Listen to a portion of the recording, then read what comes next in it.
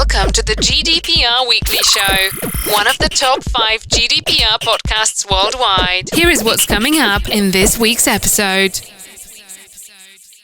Welcome to episode 186 of the GDPR Weekly Show, and coming up in this week's episode we have news of a data breach at ferry operator Wightlink.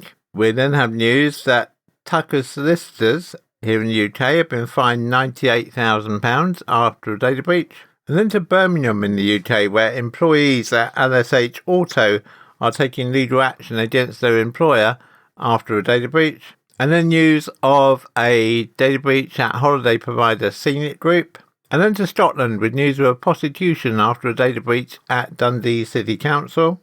We then go across to New York in the USA, where Adafruit has suffered a data breach from its GitHub repository.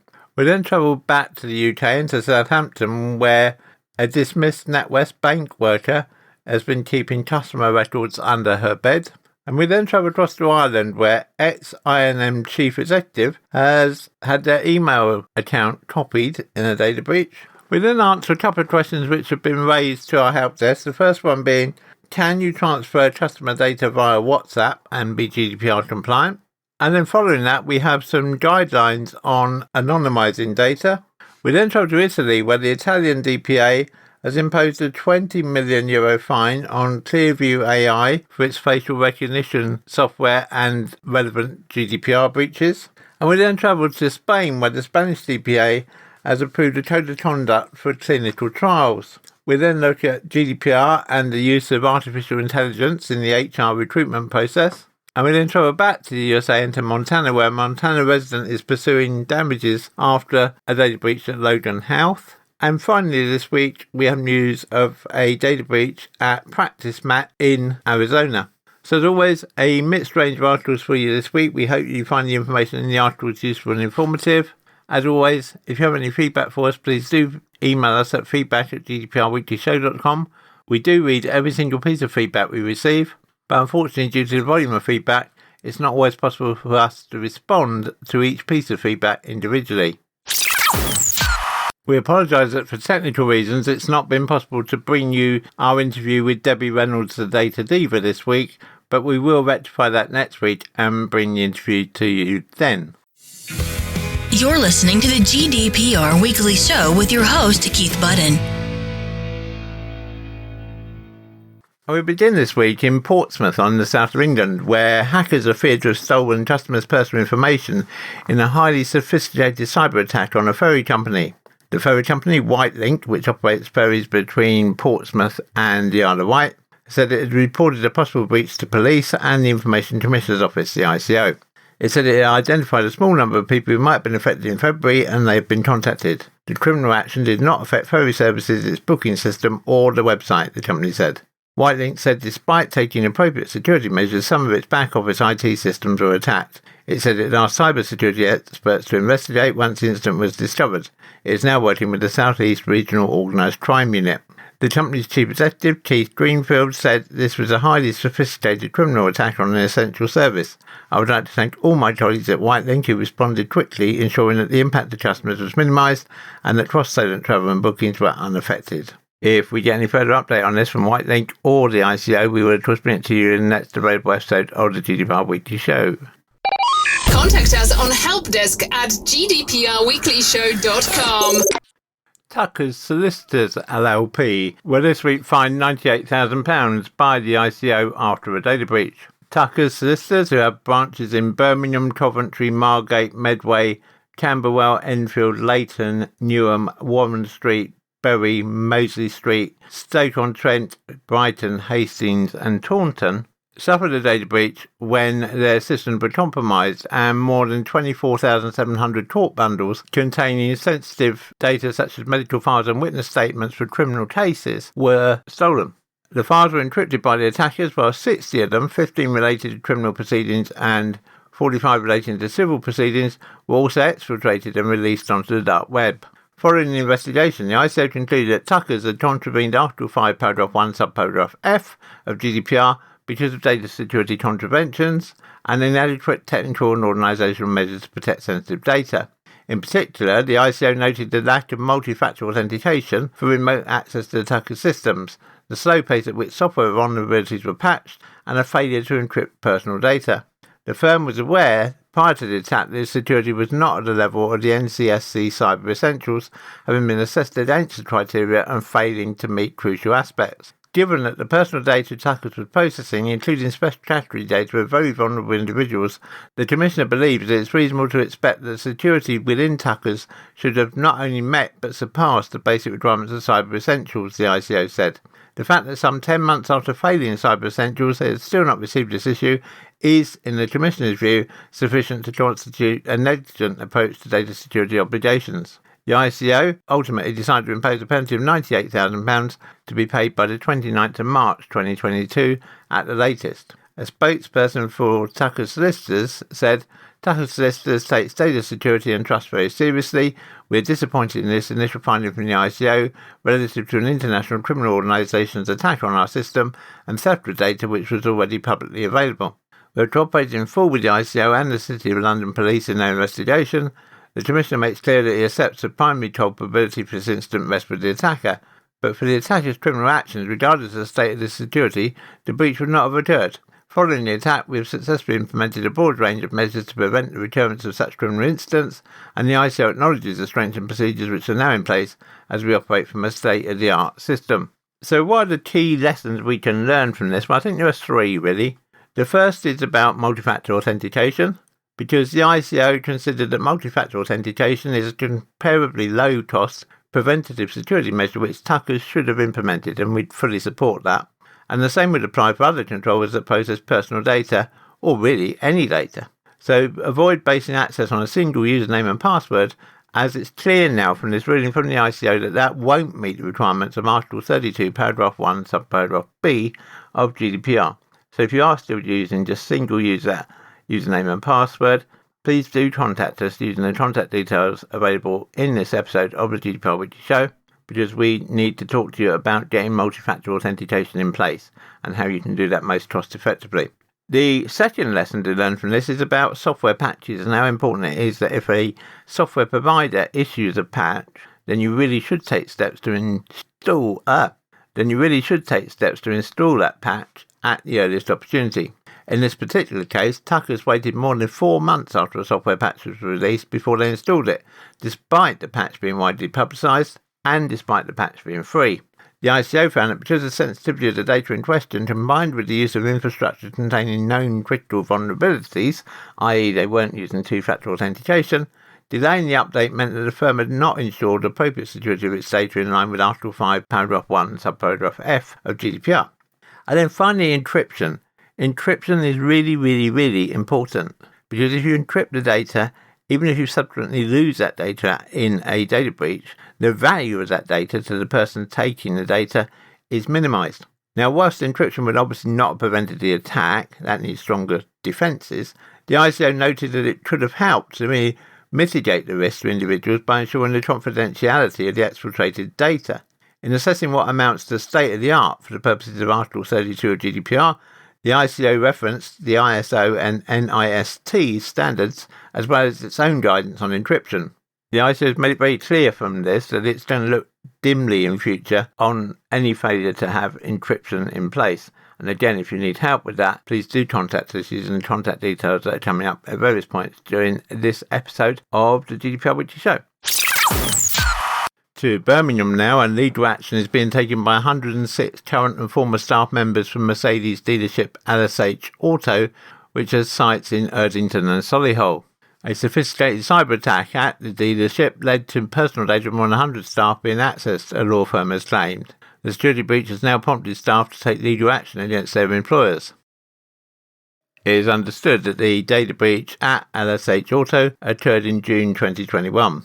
But this week, specialist data breach firm Hayes Connor confirmed the start of the group's legal fight.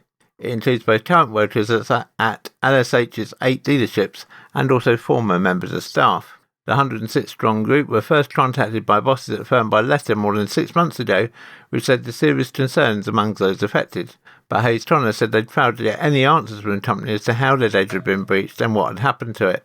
A letter warned staff the business had suffered a security incident on June the 3rd last year, which may have resulted in unauthorised access to your personal data. It went on to say that the cyber attack was carried out by unknown and unauthorised individuals. Experts at Hayes Conner have been working with a growing number of people affected by the breach since that time. The firm said the action was a bid to find out exactly how the cyber attack could have happened and what data had been accessed. It is feared bank details, national insurance numbers and other personal information could have been compromised in the attack. This, the group's legal advisors say, has caused them months of concern as they wait to find out more. The initial letter caused huge concern amongst those affected, said Christine Sabino, legal director from Hayes Conner. Being told out of the blue that your data has been breached is worrying enough, but all those affected still don't know what data was accessed and what might have happened to it. Whether they still work for the dealership or not, every single one of our clients has a right to know exactly what went wrong here. LSH owes each and every person affected an explanation for this unnecessary distress and should say what they intend to do for them. She added, LSH should also assure the people affected that this sort of incident won't happen again and outline what steps they've taken to protect everyone's data for the future. The very least you can expect from a current or former employer is that your private, highly personal information is kept safe, but sadly we are seeing more and more of these cases and it's a real concern for the people affected. LSH Auto operates from a number of sites in the Midlands and the North West. It said their investigations found there was no evidence of any potentially compromised data having been misused. Martin Webb, the Managing Director of LSH Auto UK, said in June 2021, LSH Auto UK was the victim of a sophisticated cyber attack contained to its UK business. We take the security of our systems and data extremely seriously, and so we immediately took action to protect our system and engaged forensic specialists to investigate the incident. We took immediate steps to protect our employees and communicate with them, offering all current and former employees support through a dedicated advice helpline and free credit checks. Our investigations concluded that there was no evidence of any potentially compromised data being misused, and the Information Commissioner's Office subsequently confirmed it would not be taking any further action. We are sorry this has happened, and the uncertainty it has caused, we take such matters very seriously and have and continue to take all necessary steps to protect against cyber attacks. You're listening to the GDPR Weekly Show with your host, Keith Budden. Scenic Group is continuing to operate its tours and cruises despite a cybersecurity incident involving unauthorised access to the firm's IT systems. The group's brands include Scenery Luxury Cruises and Tours, Emerald Cruises and Evergreen Tours. The breach first happened in late February and the company has switched to dealing with inquiries by email and phone. A statement from Scenic said, as per our cybersecurity protocols, we have ring-fenced our IT systems to minimise any further impact and immediately started to conduct an investigation into this breach. We have engaged the services of an external cybersecurity company and their forensic experts to assist our internal IT team to resolve this situation and bring our systems back online to full capacity. Investigations by our IT department and the cybersecurity experts are ongoing, and we continue to work in collaboration with relevant authorities, including compliance with all relevant laws and all reporting obligations, as well as cooperating with regulatory bodies as required. As the risk assessment continues, the group's IT systems will remain offline, including the Scenic Group websites. The statement added, there is currently no evidence to indicate that any guest, staff data or personal data has been impacted. Rob Voss, Chief Operating Officer at Scenic Group, said, whilst this incident has impacted our IT systems, please be assured that we continue to operate our cruise and tour programs as scheduled. Scenic Group will work closely with our partners to ensure delivery of our guest experience is not impacted. The group has also suspended river cruises in Russia for 2022 and 2023, including any connecting land journeys as a result of the Russian invasion of Ukraine. Visitors to the Scenic website in the UK can see a statement about the IT breach and Russian cancellations. If we hear any more about this from the Scenic Group, we will of course bring it to you in the next available episode of the GDPR Weekly Show. Contact us on helpdesk@gdprweeklyshow.com. To Dundee in Scotland now, and a 24-year-old man allegedly breached data protection laws while working at Dundee City Council's social work department. Liam Buchan will stand trial later this month accused of accessing files of 5 named individuals without any reason or business for doing so. Buchan of Urquhart Road, Aberdeen, denies that at several locations including Drummond Forester House, South Road, Dundee, and the city's Junction Young Person Centre on Strathmore Avenue, he did knowingly and recklessly obtain personal data without consent of the data controller. Prosecutors claim he accessed the files during the course of his employment with the local authority's social work team between July the 20th, 2018 and October the 29th, 2018. The charge is an alleged breach of the Data Protection Act 2018. A trial date has been set for March 24, 2022, and we will of course follow the trial here on the GDPR Weekly Show.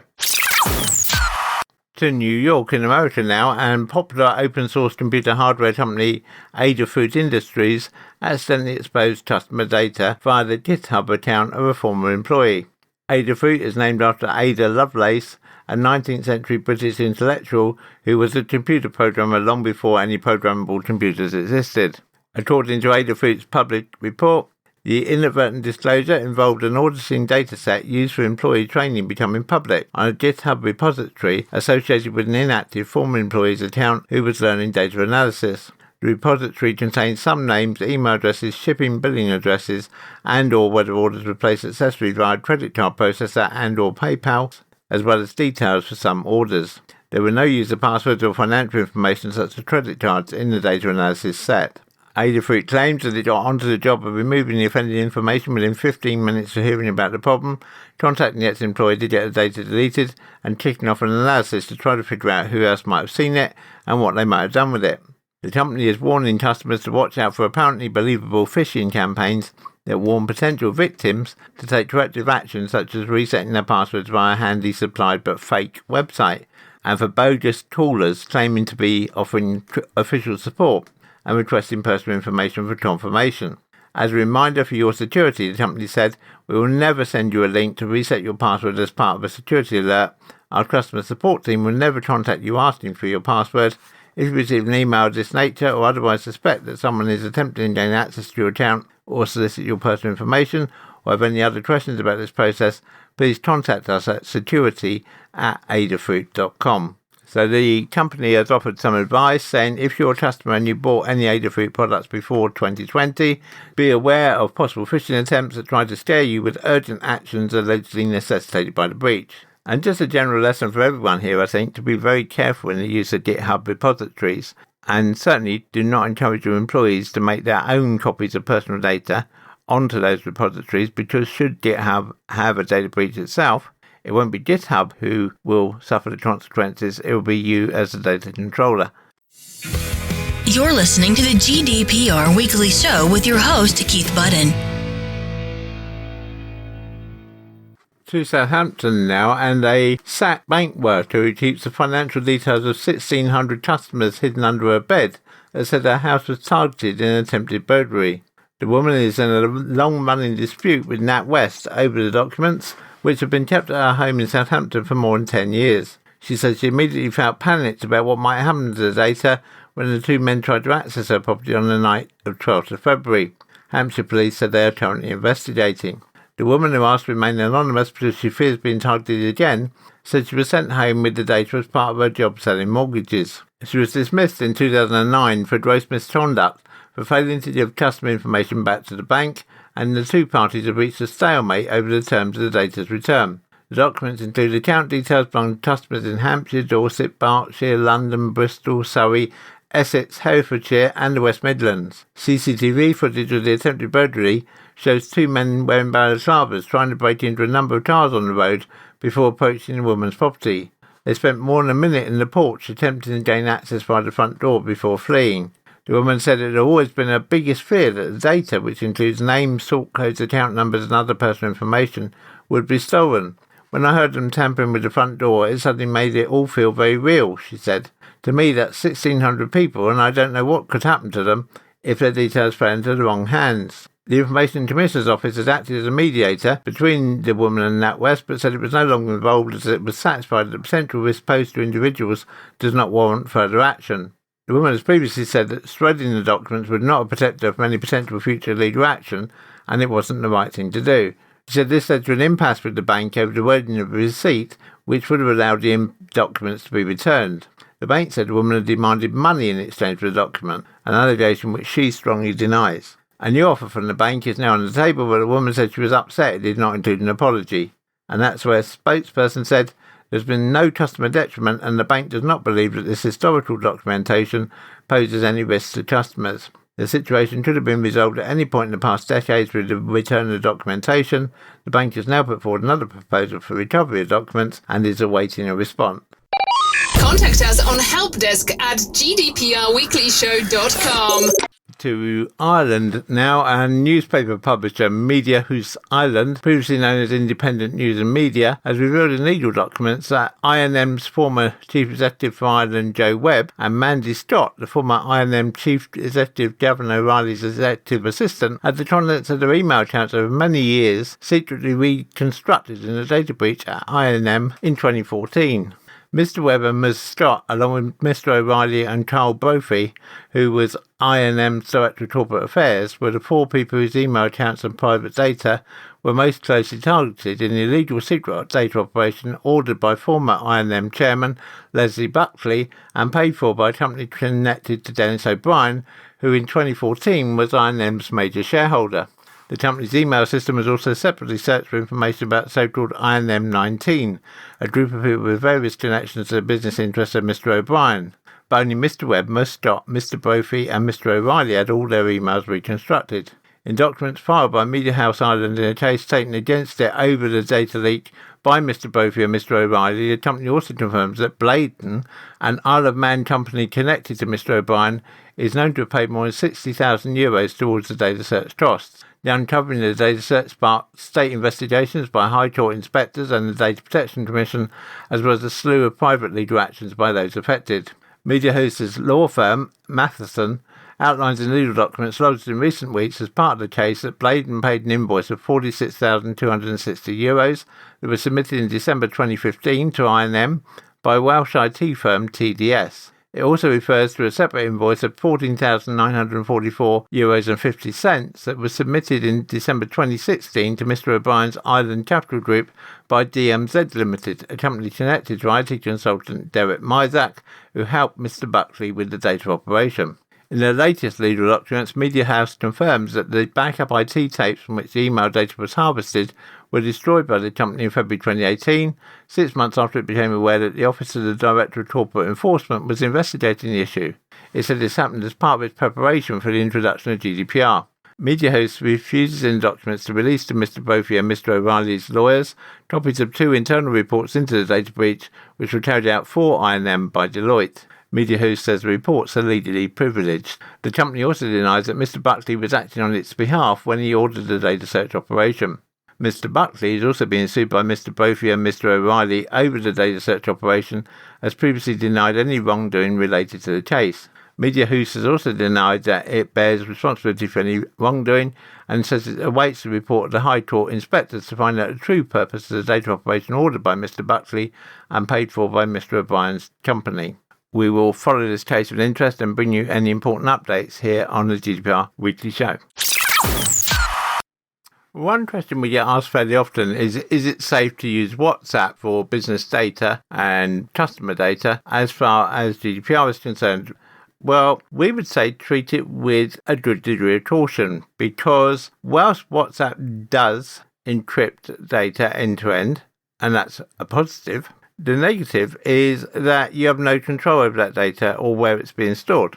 And so if you are transferring documents with customer data on them via WhatsApp to your employees, and perhaps that's a habit that you've got into over the COVID period, it might be worth thinking whether there are any better alternatives. And we can certainly help you look into that, because should WhatsApp have a major data breach, and it has to be remembered that particularly now with the situation in Russia and the Ukraine, that Russia is probably actively looking at ways to hack applications such as WhatsApp. So if that data breach were to happen, and it's your client data that gets hacked or gets stolen in that data hack, then it's you as the data controller who has the problem, not WhatsApp.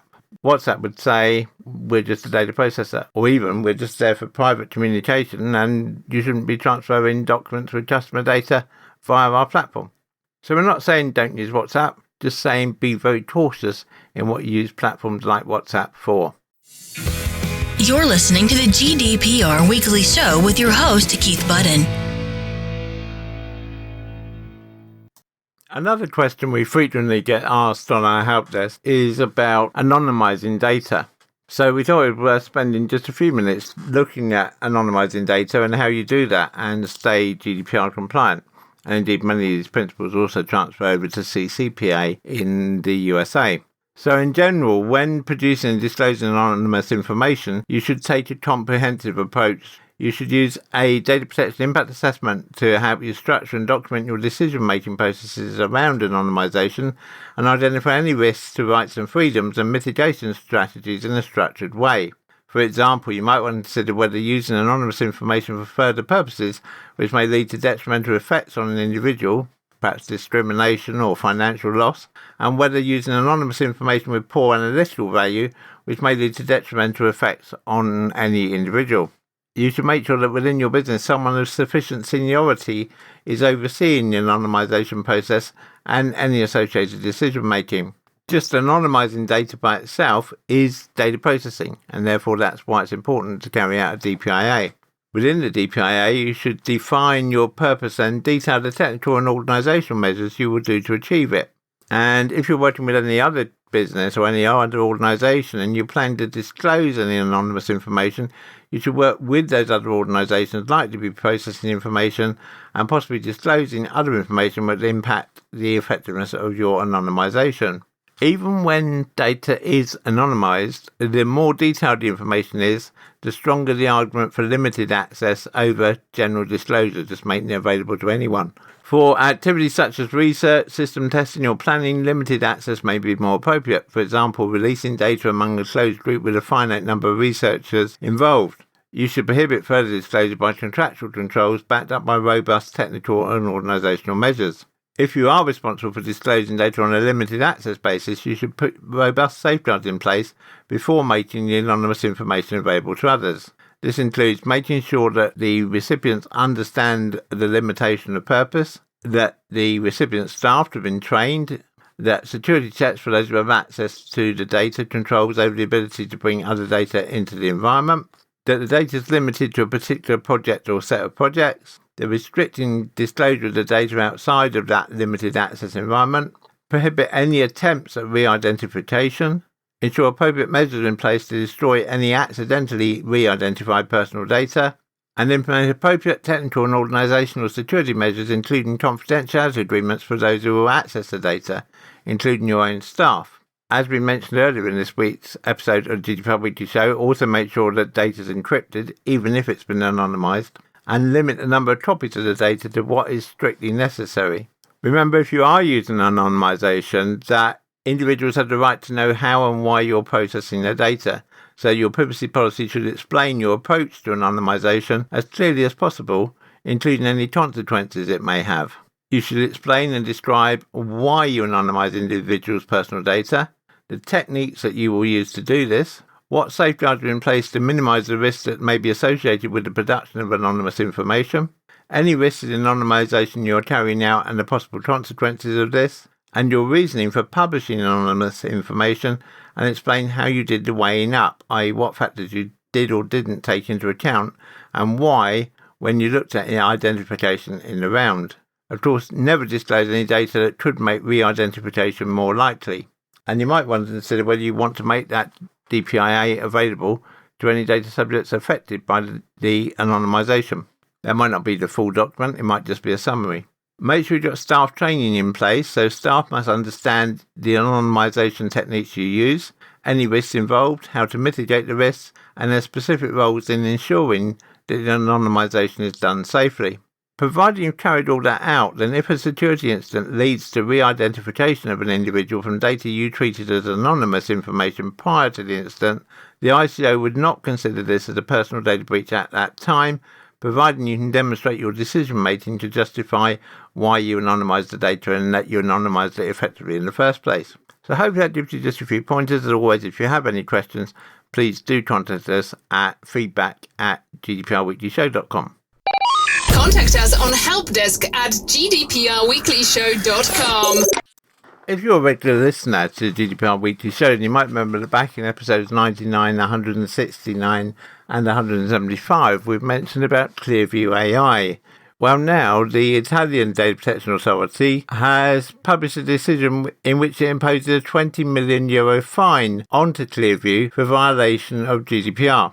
Clearview AI is a US-based company which provides search engine services involving facial recognition. The company collects images from social networks, blogs, and in general from websites containing publicly accessible photos and videos by using web scraping techniques. The images are subsequently processed and stored in Clearview AI's database so that when the search engine identifies a match, it can extract all the related images from the database. These are then presented to customers as a service together with any associated metadata and links. The Italian DPA's investigation followed several complaints and alerts about Clearview AI's data processing practices. Now, given that Clearview AI is headquartered in the USA and has no establishments in Europe, the Italian SA first had to determine whether the GDPR applied to Clearview AI's processing activities. Pursuant to Article 3, Paragraph 2 of GDPR, the GDPR applies to the processing of personal data of individuals who are in the European Union by a controller or processor not established in the EU if the processing activities are related to either offering of goods or services to those individuals, or if the activities relate to the monitoring of individuals' behaviour, as far as that behaviour takes place within the EU. In this particular case, the Italian DPA confirmed the territorial applicability of GDPR as it found that Clearview AI provides services to individuals in the EU in addition to monitoring their behaviour. Regarding the merits of the case, the Italian DPA concluded that Clearview AI processed personal, biometric and geolocation data unlawfully as it did not have an appropriate legal basis for processing. The Italian DPA also took the view that Clearview AI had infringed fundamental principles of GDPR, including principles of transparency, purpose limitation and storage limitation. In light of these violations, the Italian DPA imposed a fine of €20 million on Clearview AI and ordered it to erase all personal data relating to individuals in Italy. The Italian DPA also banned any further collection and processing of personal data relating to individuals in Italy through Clearview AI's facial recognition system and ordered Clearview AI to designate a representative in the EU for the purpose of complying with Article 27 of GDPR. This is an important decision because it illustrates that European DPAs are increasingly focusing their enforcement efforts on companies that, despite the fact they do not have a physical presence in Europe, are still required to comply with GDPR by virtue of Article 3, Paragraph 2. To Spain now, and the Spanish DPA has recently approved the first industry code of conduct under GDPR. This industry code has been promoted by Pharma Industria, and it governs the processing of personal data in the field of clinical trials and other clinical research and of pharmacovigilance when they are conducted in Spain. Pharma Industria, the trade association representing innovative pharmaceutical companies established in Spain, has adopted a new code of conduct regulating the processing of personal data in the field of clinical trials and the other clinical research and of pharmacovigilance. The code of conduct approved by the Spanish DPA. The Code of Conduct replaces a previous code adopted by Pharma Industria back in 2009 under the former data protection regulations and is presented to the members of Pharma Industria for them to voluntarily adhere to. Indeed, Annex 1 to the Code of Conduct contains a template of application of adherence. With regard to the content of this Code of Conduct, the following should be noted. The Code of Conduct will apply to sponsored clinical trials, whether they are associated to Pharma Industria or not, and to clinical research organisations in Spain, insofar as they adhere to the Code of Conduct and process personal data to perform clinical research or to comply with pharmacovigilance. This will not apply, though, to research initiated before the new Code of Conduct comes into effect. The Code of Conduct sets out a standard operating procedure for clinical trials and related research. It establishes that no data protection consent is needed once the participant has agreed to join the clinical trial. The information obligations remain. This standard operating procedure regulates the secondary uses of personal data for further research without the participant's consent or the duty of active responsibility, especially when it comes to the security breaches. The standard operating procedure also incorporates templates of data protection clauses to be used in the agreements between the sponsor and other research players. With regard to pharmacovigilance, the Code of Conduct sets forth different rules based on whether the personal data is identifying data on, or on the contrary, codified data. Moreover, the Code of Conduct lays down a uniform protocol on pharmacovigilance with specificities based on the channel and the person who makes the notification, and with special rules in case the adverse reaction comes to the company's knowledge through social media. The Code of Conduct designates a so-called Code of Conduct governing body to monitor compliance of the adhered companies with the Code of Conduct and to liaise with the Spanish DPA on behalf of Pharma Industria. the Code of Conduct governing body will remain independent from Pharma Industria. The Code of Conduct foresees a specific disciplinary regime which applies to all adhered companies without prejudice to the legal provisions set forth in GDPR and Spanish Organic Law 3 of 2018. The Code of Conduct establishes a voluntary and free dispute settlement system before which data subjects can file claims for infringement of data protection rights by any of the adhered companies. Claims will not be admitted when the Spanish DPA or the Spanish courts are hearing them. The Code of Conduct will be reviewed as needed, and in any case, the Code of Conduct will be reviewed and, if applicable, updated every 4 years. You're listening to the GDPR Weekly Show with your host, Keith Budden. Turning now to the use of artificial intelligence and decision-making in the recruitment process. Many employers now include algorithms and automated decision-making in hiring and other personnel processes. The London School of Economics and Political Science recently reported that more than 60% of firms are adopting new digital technology and management practices as a result of COVID-19. Whilst the use of AI tools provides benefits for an organisation such as speed and cost savings, employers should be mindful of the legal implications of placing too much reliance on AI without appropriate understanding of the legal risks and controls in place. UK GDPR provides that data must be processed lawfully, fairly and in a transparent manner. The complexity of explaining AI decision-making processes presents a challenge. However, clarity of the logic, if not the technicalities, is most important.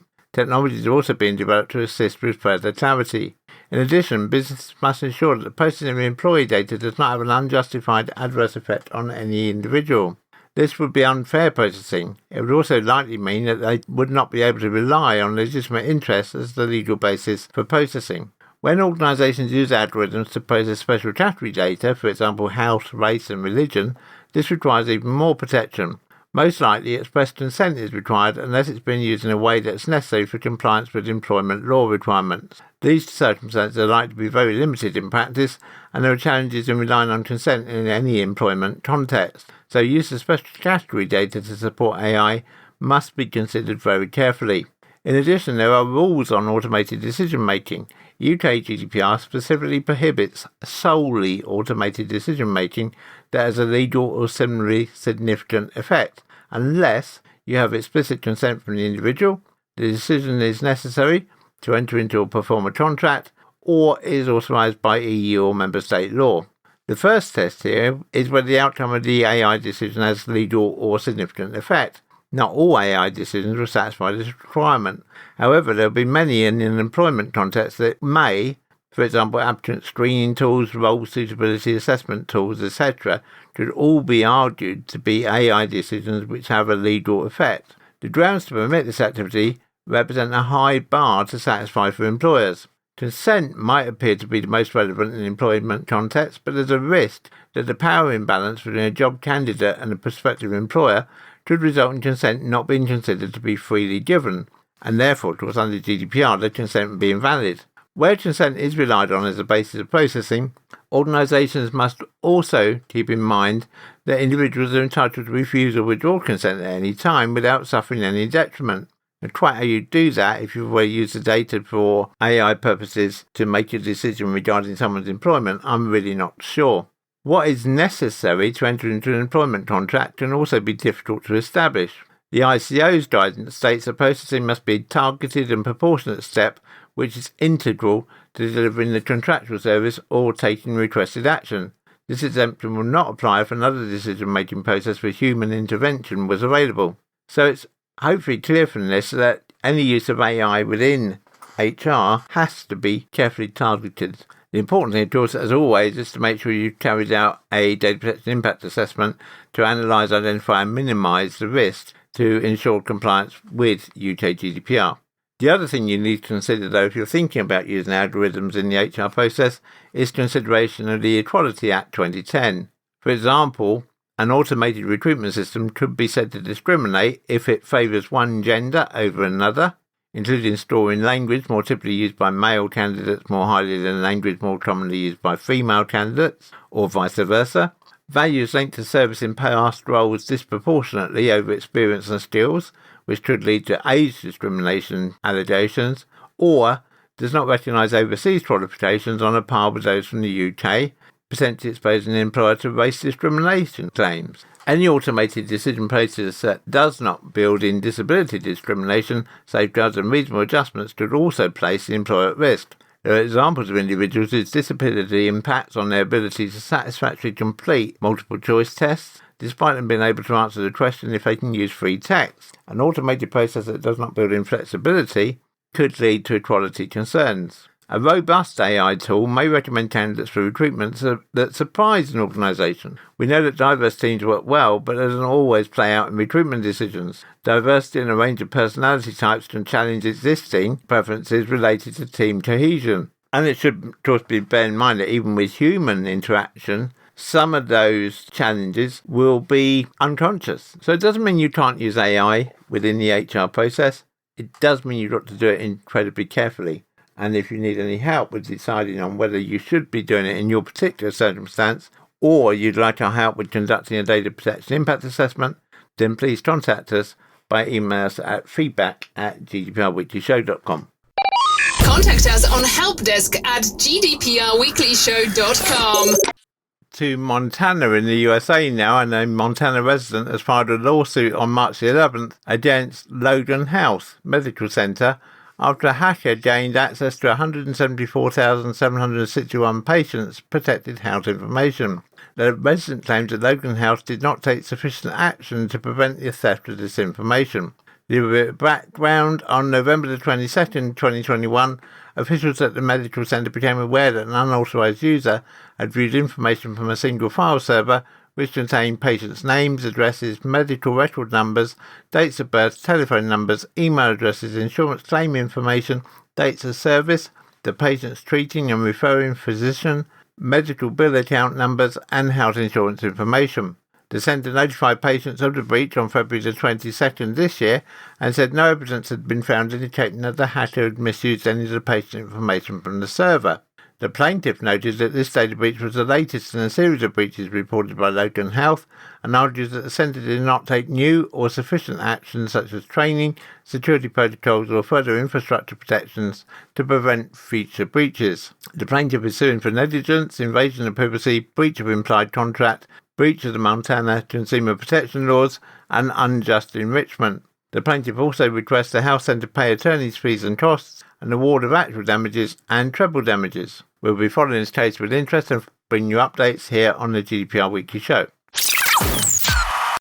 To Scottsdale in Arizona now, and Practicemax, who provides support services to healthcare providers, have had a data breach. Practicemax handles billing, satisfaction research and IT support for hospitals, physicians, practice groups and others in the healthcare industry.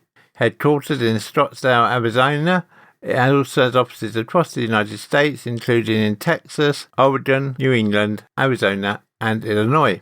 The company processes more than $1 billion in annual charges and works with over 5,200 healthcare providers in all 50 states across the USA. According to an official filing by the company on May the 21st, 2021, Practicemax began experiencing technical issues with its computer network. Upon looking into the incident, the company detected ransomware on certain systems. Practicemax then launched an internal investigation to learn more about the nature and scope of the incident. It later determined that between April the 17th, 2021 and May the 5th, 2021, an unauthorised party gained access to one of the company's servers. Upon learning of the extent of the security breach, Practicemax then reviewed the affected server to determine whether it contained any sensitive consumer information. On October the 19th, 2021, Practicemax began notifying potentially affected individuals on behalf of certain Practicemax customers. However, as the investigation continued, the company learned more information about the breach. While the compromised information varies by consumer, it may include affected parties' names, addresses, social security numbers, dates of birth, treatment and diagnosis information, health insurance information, financial information, patient account numbers, employer and employee identification numbers, passport numbers, driver's license numbers, state identification numbers, prescription information, and provider or employee login information. Between February 11, 2022 and March 4, 2022, Practicemax sent out additional data breach notification updates to all individuals whose information had been compromised. In a statement, Practicemax said they're committed to safeguarding information in their care and have strict security measures in place to protect the information in their care.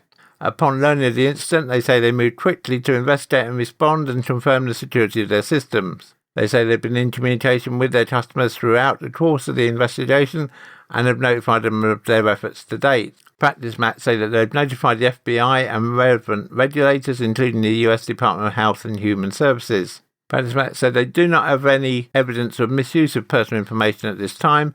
However, they encourage all infected individuals to remain vigilant by reviewing documents for suspicious activity, including health insurance statements, explanations of benefits of letters, medical records, account statements, and credit reports. They say that if you find unfamiliar activity on statements you receive from your health insurance company, you should immediately notify your health insurance company. Additionally, any suspicious activity on your credit report should be reported immediately to law enforcement. Patients with questions may contact Practicemax's dedicated call centre at 1-855-568-2073, Monday through Friday from 9 a.m. to 6:30 p.m. Eastern Time. Alternatively, you can email them at instantresponse@practicemax.com. Contact us on helpdesk@gdprweeklyshow.com. The GDPR Weekly Show is an Insurity production. Until next time, bye-bye.